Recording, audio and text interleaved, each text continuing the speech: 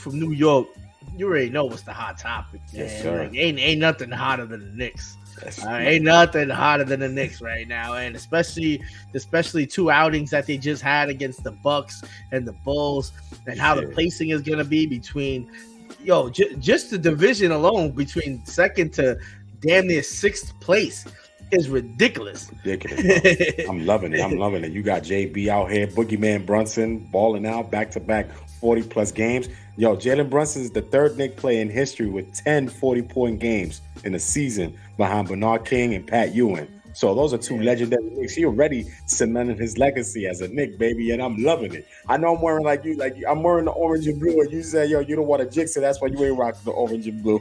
Word up. Nah, I don't want to rock. I didn't want to rock the Knicks today, man. I'm a little nervous, man. We still got some very important games upcoming between the Celtics, the Nets, and then the Bulls again to finish it off. So these last three games are going to be highly important. But let's just get into some. Let's talk about that game against the Bucks, man. Ed, that was a crazy game, man. And it was again a game that the Knicks always play, like what I say, always from and pause, but like they always play from behind. Yes. And now that was the perfect definition of it. It was similar to like what happened against the Kings and we won. You know what I mean? Like for the Bucks, we were down a lot, then we go up, and then we just took over. Hell yeah! You know what I mean? So like, what was our biggest?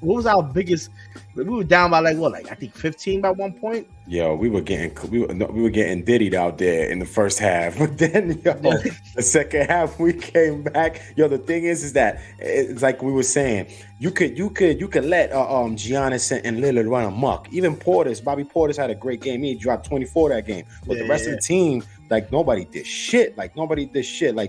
Literally, nobody did shit. Only Brook Lopez with 13, with everybody else having 20, and everybody else had less than 9 and less. And you know what I mean? OG played fantastic defense out there. Brunson with 43. You have Vincenzo wilding out from 3. You know what I mean? With 8 for 11 from 3 with 26. Hart almost had another triple-double. He was 1 rebound, 1 assist shy of 10, and 3 points away from 10 points. But, the Bogdan finally doing his thing. Deuce out there balling. I'm loving this team and the way he used the rotations that game. Tibbs, the way he used the rotation that game, he did it up, man. And it's like, all right, the Bucks won. We played 5 times against the Bucks. They beat us 3 and then we beat them 2 recently. So imagine we face them in the second round in the playoffs. If the seedings, if they lower down in the season, because right now we in third, they in second. But imagine if they drop down low and we get them in the second round. I know. I ain't scared of the Bucks, man. I ain't scared. They in disarray right now. They in disarray. I don't know what's going on with Doc Rivers, And like I said, that two man in Lillard and Giannis, I don't know if they could push that team into the next level. So if they face us, a team with a deep rotation without Juju, we dangerous, bro. I mean, no disrespect to Ju. I love Ju. I feel like we can't win a championship without him.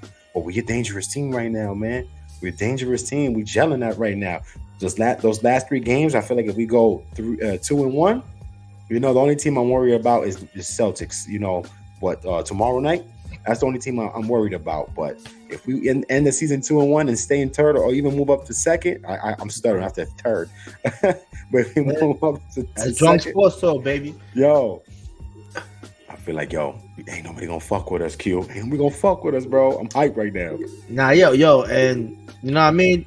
I think the same shit too, because let's keep it a buck. Like even if we go to second place, let's play it out. So if we go to second place, we're probably gonna end up playing either the Pacers or the Cavaliers or something like that, or sixth or whatever. Who knows, man? So many people moving up and down, but I think right now the Pacers are at 6. Yeah, the Pacers. I'm really not worried. Yeah, and it all depends on the play-in, because I'm looking at the play-in. You have Philly at 7, Miami at 8, and then you have Chicago and Atlanta. And the last couple of years in the play-in, sometime the 9th and the 10th team get their ass in the play-in, and it makes it easier. Look at Miami. Miami, if you went back to the old school rules and it was just eight seeds, they wouldn't even been in the playoffs, and they made it all the way to the finals last year. So if we get like a Chicago team or even Atlanta without Trae Young, because he's still, I think his hand is still fucked up or something like that. I don't know the extent of his injury. It could be a smooth path for us to the Eastern Conference Finals, man. Even if it's the Sixers, I know they're talking about they want to beat back. They hopefully get a beat back really soon. We've beat the Sixers with and without a beat. Yes. I'm really not nervous about the Sixers, man. That team's in turmoil, man. And I already saw an article talking about Hartenstein and Mitchell Robinson. They are the best duo center. You haven't seen this type of two centers one center coming off the bench and who used to be a starter. You haven't really seen something like this. And I don't mean to compare them to the Twin Towers, like Tim Duncan and David Robinson, but because they're obviously on the same floor at the same time. But you don't really have that. When Portis goes to the bench or Porzingis goes to the bench and B goes to the bench, when Jokic goes to the bench, you ain't got another high caliber guy who can still go out there and run amok and give you 15 rebounds and possibly a couple of points, and defend like a monster. You don't have that tandem of centers. Yes. In the NBA. Forget the Eastern Conference, just in general in the NBA at all. I don't care what team that you probably name. I don't see any of them. Right. It's ridiculous, man, what we have. And this is why I wanted it to be our year, but unfortunately we don't have Julius Randle. But I still think eventually, I don't know, call me crazy, I think we could win without him. I think we could win without him. But but let me explain why I think that. So I think we could win without him, but I don't mean only if we get another piece. Okay. So we still need another piece regardless, because I think even if we do have him, I don't know what the dependability is always going to be. True that. We already seen it through and through, but homie, in my eyes, Julius Randle is my guy. I don't care what anybody. I talk shit all the time. I say what I say on the show. I don't care. You know what I mean? It's just me, and I'm drinking. But I know what it is to be a true Knicks fan. I know what he's done for this team. I know everything he's contributed. I know what type of skill and talent and physicality and determination that he brings when he steps on that court. And his growth. Exactly, and his growth. He didn't grow until he got to the Knicks. Yes. And I love that. I'm sorry to cut you off. I love that he said in a recent interview that the reason why he chose the Knicks, because nobody was coming over here, he had that Mamba mentality. He played with Kobe his first couple of years, his rookie year, first couple of years in the league before Kobe retired. And he said, I used that Mamba mentality and come to the Knicks.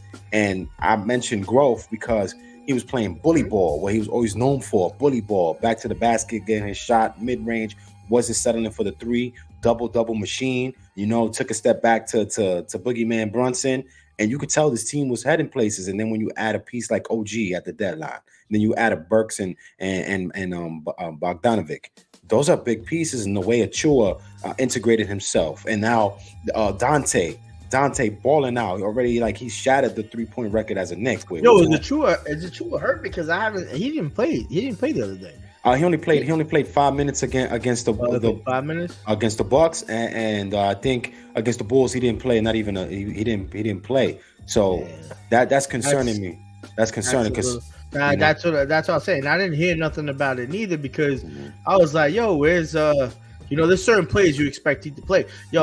And we can transition talking about the Bulls, but there was only 7 people that really played, that game, and OG went off. Our starters all got double digits. Oh yeah, I love that. I don't know if you saw. Did you see the buzzer beater though? Yeah, you were texting me.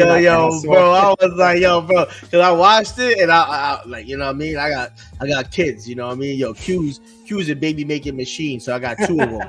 You know what I mean, and that's the max to my limit. I'm not no Eddie Griffin, you know what I mean, out here making 13 babies, shout out to Eddie, but so I was like, was that, I couldn't hear the commentator. I'm like, that shit looked like it was good, and I saw him celebrate. I'm like, he really made the buzz. It's and before I let you speak, because I have a question for you too, but I almost feel like they did us dirty so much throughout the season with the injuries, and I'm talking about the basketball gods. They did us dirty with everything. Now in the last couple of games, shit is clicking that would never click. Yes. Like fouls are still not being called, because Josh Hart went to the rim yesterday, and he went through he went through like 4 bodies and made the layup, man. Like that dude is too strong for people, but they don't call nothing. And I understand frustration, but he still went back to the other side. Mm-hmm. But it's starting to almost go back on the outside of the court, no pun intended. Yeah. And now I want to ask you, because now, do you think this is almost like a Cinderella situation where, now, even teams that we need to lose, it's almost like a giant 2007, 2011 situation where teams that we need to lose are losing. Yes. And like the Magics are losing. The Cavs are losing. The Bucks. The Bucks are losing. You don't just fall into third place without. And the Magic just lost to the Hornets, and then they lost to the Rockets. Look at that. 2 teams that are not even close. Well, the Rockets a little bit in the play-in. They a little bit, but but the Hornets, I mean, come on now. It's like the Bucks. When we played the Bucks, they lost to Memphis. They lost, I think, to Washington. Then they play us. I'm like, let's get it. And we beat them the way we beat them. Yo, bro, I agree. I think it is like a Cinderella type season because, we were bummed when we lost Julius and then OG, and then we didn't know how long it was going to take. We went from highest to highs in the month of January to the lowest to lows. You know what I mean? In the month of March, late February, March, because we were losing games. We were like, damn. Remember, even when we went to the Garden in March, we were like, yo, do we really want to go? Let's get our refund. And then we went and we smashed the Magic that Magic, game. Yeah, word. You know what I mean? So it was like, you could tell it is kind of a Cinderella season because we get OG back, we get Mitch back. Like you said, the best center tandem. And I agree, this should have been our year because you never know we're going to keep both of them next year because Mitch already got the bag from us. Are they really going to throw the bag at Hartenstein? It's a lot of incentives going down when, contract-wise.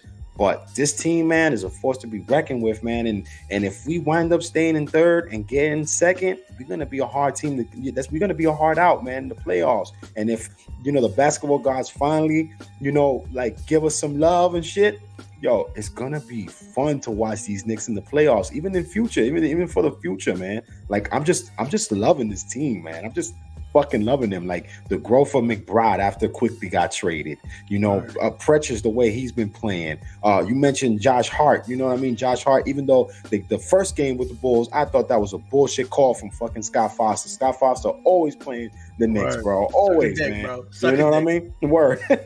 But this team is going to be a dangerous team. I know people are scared to play the Knicks right now. As much as I might sound like I'm biased, or we sound like we're biased when it comes to our Knicks, but I think they're scared. Man. They better buckle up, man, because we out here. We out here, man. For the playoffs, we out here. And the key components is the reason why, with the Bulls, that should have been an easy win. But yes. We shouldn't have to overcome adversity every time when we come to these teams. And we know what's crazy, we do it. And we do it and that's what everybody's so scared of. Because look at this sentence. Imagine being in a locker room and you're like the opposing team going against the Knicks, and you're the head coach, and you're like, yo, guys, we're up by 19. You gotta keep playing hard. You guys are gonna fight back. Yo. That's crazy, right? Because you would think after 19, 20 points, 21 points, you're like, yo, guys, what we got to do is just keep scoring. Mm-hmm. Nah, man, that shit don't happen around here, Brody. I don't know. It doesn't happen around here. The defense, and that was a key thing that I saw. Even though I know, Mitchell Robinson played 10 minutes or 15 minutes last night. But, he had some key – it's just – him being in that vicinity, just his energy being there in the game is just oh shit! It just causes turnovers. Yeah, bro. But he didn't score. He only had 1 rebound in 20 minutes. He didn't shoot, even go for a bucket. But his presence is lethal. His lethal weapon, like Mel Gibson, Dan Glover out there, man. You know what I mean? And then the DiVincenzo 3-pointer. Oh my god, man! If that's not something that we're finally getting something on our side. That's us getting something on our side. Yes. People, Knicks fans out there, that's just a sign of hope. And even if we don't win it all, man, we get to the Eastern Conference, finals, I'm good, man. Get to the second round and show what we could do. Yes. Because you know what every other team is gonna be thinking, especially Celtics. this is all that we got, and this is who they're gonna see for the next few years. Yes, and especially we have room to add someone else, man. You know, and that's what I was about to say, because everybody else is gonna be thinking like, that's not gonna be the same team. They're gonna get somebody else. They're just only gonna get better, guys.